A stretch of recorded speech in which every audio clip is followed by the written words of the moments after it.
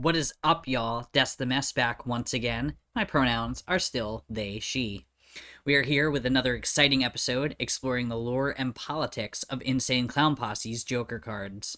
Picking up where we left off from last time, we are moving right into things with the mighty Riddle Box. Riddle Box is the third Joker's card from the first hand in ICP's Dark Carnival mythos. Released in 1995, it's got extremely memorable tracks and good production.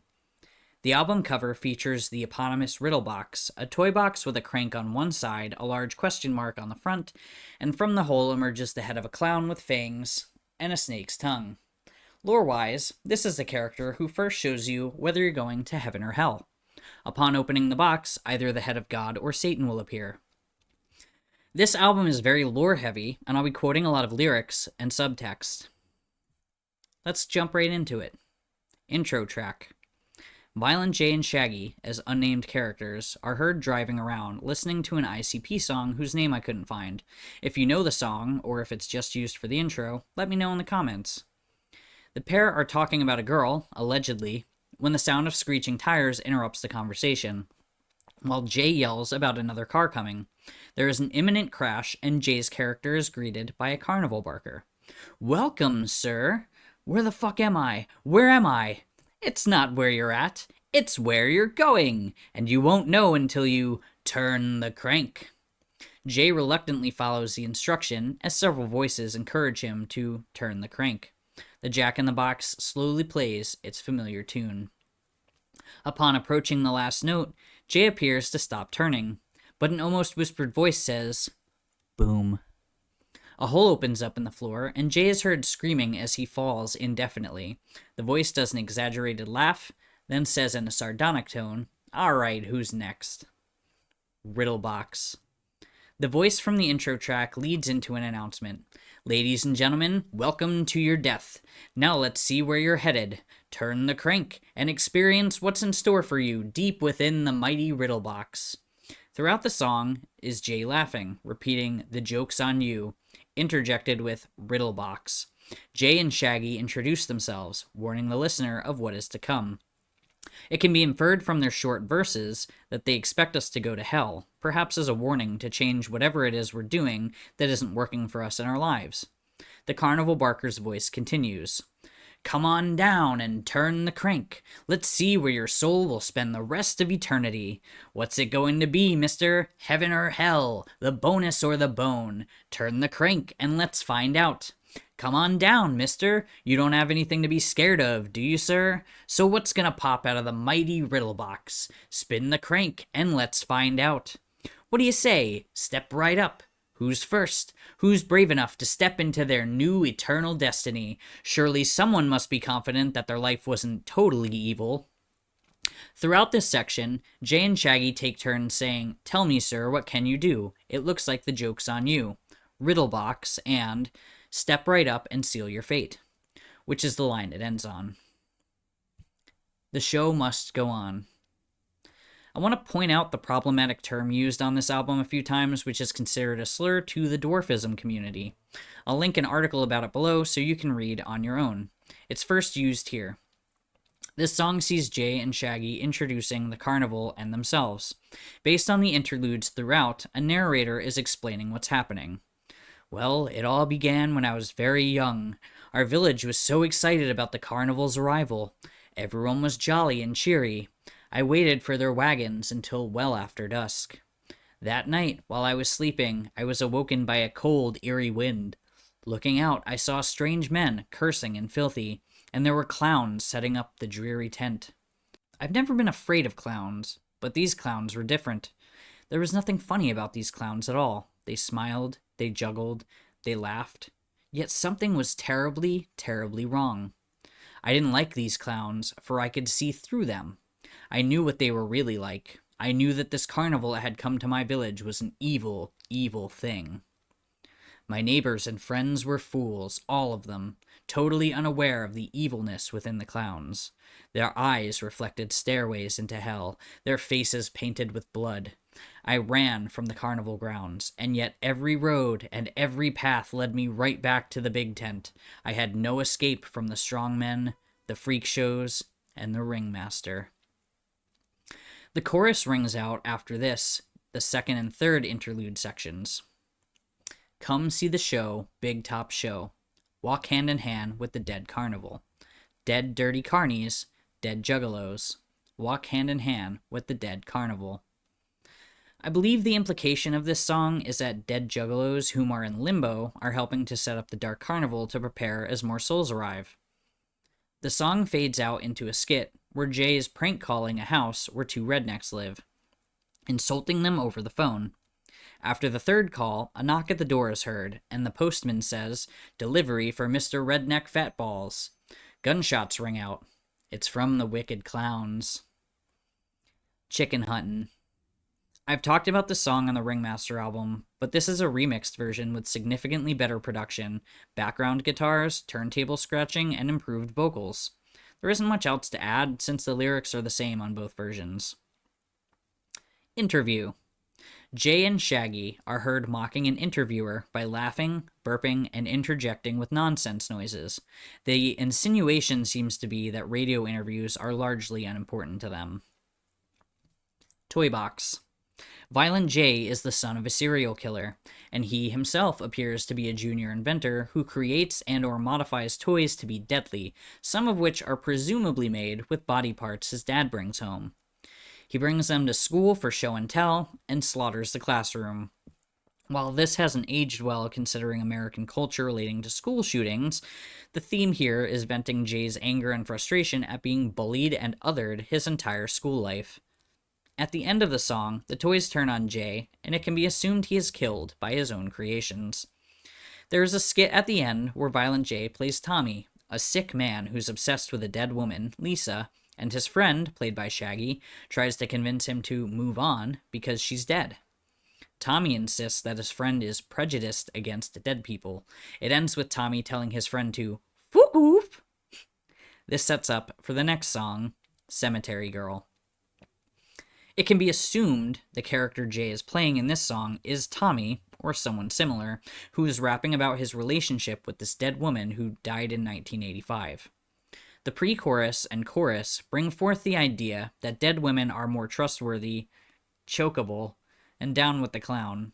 Shaggy interjects to assure the listener that corpses are worth the effort of digging them up. 3 Rings. A carnival barker begins to introduce the 3-ring show of freaks. In Ring 1, Jay talks about how he mutilates himself, has a stretchy neck, a third arm, and is being gawked at by onlookers. The chorus follows, "People love to point and stare. It's the same as everywhere." Ring 2 is Shaggy, who has a leg growing out of his neck. He quotes, "Doctor blew his dex roll and dropped me on my head." I love this reference to Dungeons & Dragons because it shows ICP's appeal and connection to nerd culture. Allegedly, Shaggy was left at the circus at age 2 and escaped to the ghetto zone where he started his own crew, assumed to be the Insane Clown Posse. He uses a slur for intersex people in this song, which will be linked below for you to read about. I missed this lyric in my review of Dead Body Man on the Terror Wheel EP, but I'm noting it here since that song also appears on this album. The barker interjects, "I certainly hope you're enjoying yourselves here at our 3-ring exhibit, but to be honest, I really don't see what's so fucking funny about it. These fucking people are real."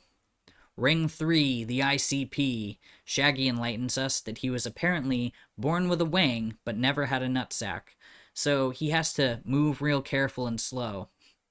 The carnival barker fades with the outro yelling at and demeaning the audience for laughing at the 3-ring act. He threatens to kill and maim everyone, urging them to leave. It's pretty clear the message here is about treating others with respect no matter how different they are from you. Juggalo culture is largely about uplifting those whom are othered by society, and it certainly has defined my own beliefs in advocating for myself and other marginalized folks. Of course, being a juggalo is a choice when compared to things like race, gender, sexuality, and so forth. The concept of banding together regardless of origin, and how society largely looks at people outside the norm the same way people come to see freak shows at carnivals and circuses, is to be noted. Headless Boogie. ICP stumble across an undead party where everyone is doing the headless boogie, which is a simple dance that any zombie can do. Lean to the left and slide. Jay uses a slur here, which I will link as well. These guys are really losing points for their ableism. The theme of undead people and necrophilia pervades much of the album. Some of this is foreshadowing, which we'll get to at a later time. For now, it's important to know that, in this song, Jay offers to lose his head in order to participate in the party. I guess only the headless can boogie here. The Joker's wild. Shaggy and Violent J are hosting a game show in front of a dead audience. That is, an audience full of dead people. Round 1 features a cop, a judge, and a redneck. Each is tortured and killed in various ways. The second verse infers a greedy person is seeking the cash and prizes. He is hung upside down, and his head is beaten like a piñata. What's up, YouTube? Des the Mess here with a commercial break, the perfect opportunity to tell you all about merch. That's right, we have merchandise up on Redbubble. Click the link below and you can get yourself shirts, hats, buttons, all sorts of crazy stuff. Pick a design and see what you're interested in. I've got some of my own on the way, so I'll feature that in future videos. Check out the link on screen, in case YouTube doesn't allow me to link directly in the description. You heard that right, Des the Mess merch is on Redbubble. Get you some. Now back to the show.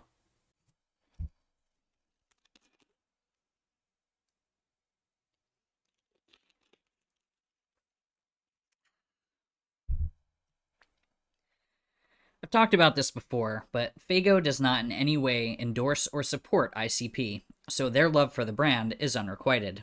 If you're ever able to find some, try it. It's soda. I like it because it's nostalgic and subculturally relevant. It's not fantastic, it's cheap stuff, but it's good, and there's tons of flavors. This video is not sponsored or supported by Faygo either, so consider this my unpaid plug for a brand I love that probably wouldn't want anything to do with me either. The show continues with more blood and guts. Allegedly, this is broadcasted from hell to your living room. Whether their intent was this or not, the song seems to point out to largely Western culture's obsession with game shows and the idea of living vicariously through someone else's wins. However, this gets turned on its head when the entire episode sensationalizes violence. Little is said about the audience here until the end when Bink Chipperwink tells everyone at the live show to go home now that it's over, to which an audible "aww" is heard. Dead Body Man. This is a better produced and slightly higher pitched version of the song from the Terror Wheel EP. I noted earlier that I missed a problematic lyric in my original review of the song. If you want more information about this song, check out that video. No new lyrics or themes are introduced. Lil Somethin Somthin. This song is about Jay and Shaggy trying to seduce different women. Naturally, it goes well for them, despite the obvious sexism and misogyny they're displaying. What's to be expected from these cartoonishly violent clowns? I want to make note of some lines here that Violent J himself has said he regrets, alluding to underage girls. According to Genius.com, he changes the words when he performs it live. I'll link that below as well. We're batting 1,000 here, folks. Ol' Evil Eye. This is ICP's equivalent of The Telltale Heart by Edgar Allan Poe. It's a classic horrorcore song. Jay and Shaggy become obsessed with an old man's disfigured eye and plan to kill him and steal it from his head. A narrator tells the tale of a third character who seems to have accomplished the feat, while the fates of Shaggy and Jay are unclear. It can be assumed their attempts were failures and that they were likely killed by some sinister dark magic.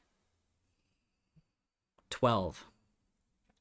Jay returns from the dead to find and kill 12 people who were on the jury for a trial at which Jay's character was sentenced to the death penalty. He has until dawn to complete the task. He ends the song with, "Even though my crime was wrong, murder me just for your law, and I'll be back for all of y'all." I suppose there's an interesting irony that Jay would want to kill people who had him killed for probably killing other people, which is mostly when defendants receive capital punishment. Considering the ICP catalog is mostly about killing people for their crimes, however, I think nuance comes from the fact that the law has a power imbalance and ICP are using the violence of the oppressor to equalize. Jay has gone on the record to state that the song is about an innocent man, which contradicts the lyrics.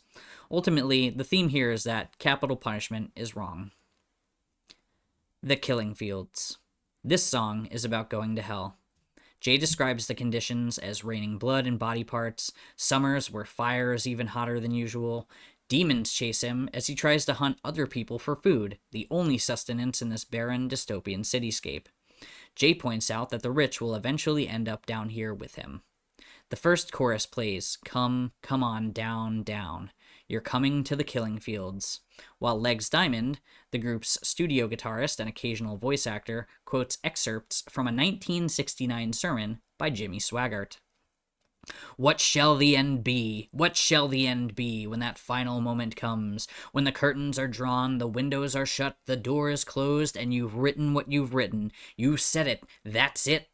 What will the end be? What about it, mister? When you've had your last beer, you've laughed at your family and laughed at your little wife. She begged you not to go out to that bar. The second chorus follows the same structure, saying, "Come, come on, down, down. I'll see you in the killing fields," behind a different part of the sermon. You've had your big time of lust and sin and filth.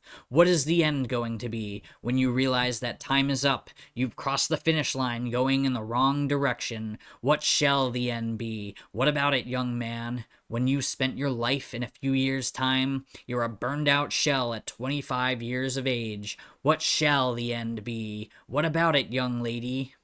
The bridge continues on, "You could go to hell," with the line, "What shall the end be?" repeated several times. The final chorus plays to the end, but without a sermon this time. "Come, come on, down, down. You're coming to the killing fields." It's an ominous song, and it's one of my favorites on the whole album. I'm Coming Home. This song is sort of a callback to Carnival of Carnage, as they talk about living and thriving in the slums.